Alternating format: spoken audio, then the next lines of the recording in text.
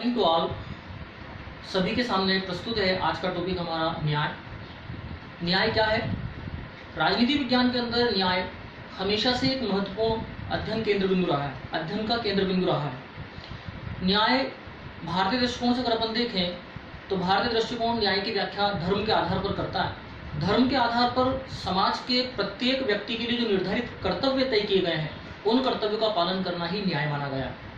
पाश्चात्य विचारकों की बात करें अपन तो पाश्चात्य विचारकों में जो विभिन्न विद्वान हुए उन्होंने न्याय का आधार रखा सद्गुण। सद्गुण अर्थात नैतिक नियमों का वह संग्रह जिसके आधार पर प्रत्येक व्यक्ति को सामाजिक व्यवस्था में रहते हुए अपने निर्दिष्ट कर्तव्यों का संचालन करना चाहिए। इस प्रकार से अगर दोनों दृष्टिकोण, भारतीय दृष्टिकोण और पाश्चात्य दृष्टिकोण दोनों को अपन देखें तो एक तरह से अपन कह सकते हैं कि न्याय समाज की वह व्यवस्था का अंग है, समाज की वह व्यवस्था है जिसके अंतर्गत प्रत्येक व्यक्ति अपने निर्दिष्ट कर्तव्यों का पालन करे और दूसरे कर्तव्य में, दूसरों के अधिकार क्षेत्र में, दूसरों कर्तव्य क्षेत्र में किसी प्रकार का हस्तक्षेप नहीं करे। न्याय के संबंध में विभिन्न विद्वानों ने अपने अपने विचार प्रस्तुत किए। जहां पर भारतीय दृष्टिकोण की बात करें अपन तो भारतीय दृष्टिकोण में मनु, शुक्र और कौटिल्य, वहीं पर पाश्चात्य विचारों की बात करें अपन तो प्लेटो, अरस्तु, David Hume, James Mill, Karl Marx और जॉन रॉल्स आदि ऐसे विद्वान रहे जिन्होंने न्याय के संबंध में अपनी विस्तृत व्याख्या दी है। आज हम एक टॉपिक पढ़ेंगे, प्लेटो के अनुसार न्याय क्या है। प्लेटो जो कि यूनान के प्रसिद्ध राजनीतिक विचारक और विश्लेषक हैं, इन्होंने अपनी पुस्तक रिपब्लिक में इस न्याय के सिद्धांत का विस्तृत और रोचक विश्लेषण प्रस्तुत किया है। प्लेटो यूनान के वह प्रसिद्ध विद्वान हैं जिनके गुरु सुकरात हुआ करते थे और जिनके शिष्य अरस्तु रहे। इन दोनों ने भी अपने अपने सिद्धांतों से राजनीति विज्ञान में अपना एक स्थान निर्धारित किया है। जहां तक प्लेटो के अनुसार न्याय क्या है इसको अपन समझे तो प्लेटो का मानना है कि न्याय का तात्पर्य है प्रत्येक व्यक्ति अपना निर्दिष्ट कर्तव्य करे और दूसरों के कार्य में किसी प्रकार का हस्तक्षेप न करे। इसी को प्लेटो ने न्याय की संज्ञा दी है। प्लेटो के अनुसार न्याय के दो रूप होते हैं।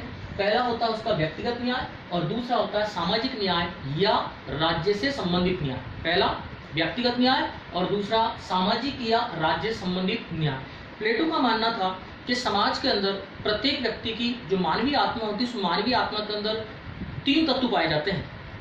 पहला तत्व होता है तृष्णा, जिसे वह तृष्णा के साथ साथ इच्छा भी कहता है। दूसरा तत्व होता है शौर्य, जिसे वह साहस भी कहता है और तीसरा तत्व बुद्धि या विवेक। इस प्रकार से प्रत्येक व्यक्ति के अंदर न्यूनाधिक मात्रा में यानी कम या अधिक मात्रा में तीनों तत्व पाए जाते हैं। लेकिन कोई तीनों तत्वों में से कोई एक तत्व ऐसा होता है जो प्रत्येक व्यक्ति के अंदर प्रधान रूप में पाया जाता है। प्रधान रूप से तात्पर्य है कि जो तत्व व्यक्ति के अंदर प्रधान रूप से पाया जाएगा उसके व्यक्तित्व का निर्माण उसी के आधार पर होगा। उदाहरण के लिए हम मान लेते हैं कि किसी व्यक्ति के अंदर शौर्य या साहस का तत्व अगर ज्यादा है तो स्वाभाविक रूप से उस व्यक्ति का व्यक्तित्व जो है एक प्रकार से सैनिक के रूप में स्थापित होगा। ठीक इसी प्रकार से इस व्यक्ति के अंदर तृष्णा का तत्व है, वह समाज में उत्पादक वर्ग बनेगा। जिसके अंदर बुद्धि या विवेक का तत्व है, शासक वर्ग बनेगा। इस प्रकार से प्रत्येक व्यक्ति के अंदर कम या अधिक मात्रा में तीनों में से कोई ना एक तत्व प्रधान रूप से पाया जाता है। आवश्यकता समाज को सिर्फ इस बात की है कि उस व्यक्ति के अंदर उस प्रधान तत्व को देखा जाए, खोजा जाए, जाना जाए, समझा जाए और उसके बाद उस व्यक्ति के प्रधान तत्व के आधार पर उसके एक अलग वर्ग का निर्माण कर दिया जाए। इस प्रकार से तीन तत्वों के आधार पर समाज को तीन वर्गों में हम लोग बांट देंगे। जैसे जिस व्यक्ति के अंदर तृष्णा या इच्छा का तत्व पाया जाएगा उस व्यक्ति को उत्पादक वर्ग में रख दिया जाएगा। जिस व्यक्ति के अंदर शौर्य या साहस का तत्व पाया जाएगा उसे हम सैनिक वर्ग में रख देंगे या रक्षक वर्ग में रख देंगे। जिस व्यक्ति के अंदर बुद्धि या विवेक का तत्व अधिक पाया जाएगा उस व्यक्ति को शासक वर्ग के अंदर हम रख देंगे। इस प्रकार से इन तीनों प्रधान तत्वों के आधार पर जो प्रत्येक व्यक्ति की मानवीय आत्मा का निहित गुण होता है, मुख्य गुण होता है, उसके आधार पर समाज को तीन वर्गों में बांट देंगे। इस प्रकार से तीनों वर्ग अपने अपने निर्दिष्ट कार्य क्षेत्र में रहते हुए अपने अपने कार्य का संचालन करते हुए दूसरों के कार्य में हस्तक्षेप नहीं करेंगे तो ऐसी स्थिति कहलाएगी न्याय। इसे ही प्लेटो ने न्याय की संज्ञा दी है। अर्थात उत्पादक वर्ग अपना कार्य करे, सैनिक वर्ग अपना कार्य करे और शासक वर्ग अपना कार्य करे। उत्पादक वर्ग उत्पादन संबंधी कार्य करेगा, इसको सहायक वर्ग भी कहा उसने। जिसके अंदर शौर्य का प्रधान तत्व पाया जाएगा वो सैनिक वर्ग कहलाएगा जो रक्षा संबंधी कार्य करेगा।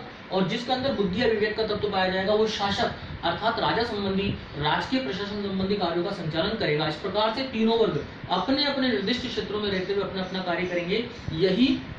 इसे ही प्लेटो ने न्याय कहा है। साथ ही साथ प्लेटो ने इसके आधार पर ये भी कहा कि न्याय के अंदर जो मानव की आत्मा होती है उस मानव आत्मा के अंदर ये निश्चित रूप से तत्व होता है। ये संपूर्ण सिद्धांत जो है ये एक प्रकार का नैतिक सिद्धांत है, कानूनी सिद्धांत नहीं है। और समाज के सभी लोगों से प्लेटो ने ये अपेक्षा की है कि इस प्रकार से सभी लोग अपने अपने सामाजिक दायित्वों का निर्वहन करते हुए दूसरों के कार्य में हस्तक्षेप न करें और सामाजिक व्यवस्था को अपनाएं। इसे ही प्लेटो ने न्याय की संज्ञा दी है। इससे हम यदि नोट्स बनाना चाहें तो हम इस प्रकार से इसके नोट्स बना सकते हैं। थोड़ा सा ये इसकी सामान्य रूपरेखा रहेगी। उसके बाद ये प्लेटो के सिद्धांत के प्रमुख सिद्धांत, इसके हम स्क्रीनशॉट लेकर भी आराम से अपने खुद नोट्स तैयार कर सकते हैं। साथ ही साथ प्लेटो के संपूर्ण सिद्धांत की निष्कर्ष या निचोड़ या व्याख्यापन कह सकते हैं। इस तरह से इन 3 पेज के आधार पर इस छोटे से टॉपिक को हम पूर्ण करते हैं। मुझे आशा ही नहीं, उम्मीद है कि ये आपको पसंद आया होगा। धन्यवाद।